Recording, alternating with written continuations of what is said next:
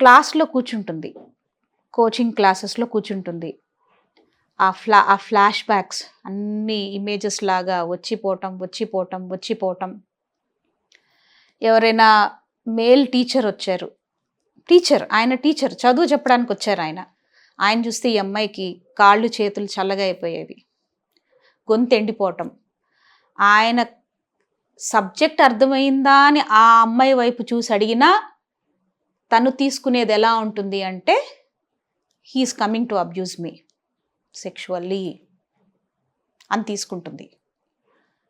ఇంకా anxiety, 24/7 anxiety, భయం. బాత్రూంలో ఒంటరిగా వెళ్ళలేదు, చీకటి గదిలోకి ఒంటరిగా వెళ్ళలేదు. కరెంటు పోతే 6th క్లాసు 5th క్లాస్ పిల్లలు కరెంటు పోతే వాళ్ళు కూడా బాగానే ఉంటారు ధైర్యంగా. చిన్నపిల్లల్లాగా వణికిపోవడం, షివర్ అయిపోవటం. 10th క్లాస్ తర్వాత ఫ్రెండ్స్ అందరూ మాల్కి వెళ్దాం అనుకున్నారట, క్లాస్మేట్స్ అందరూ. ఇంకా she was never communicating with వాళ్ళ క్లాస్ బాయ్స్తో. అమ్మాయి ఎప్పుడూ మాట్లాడేది కాదు.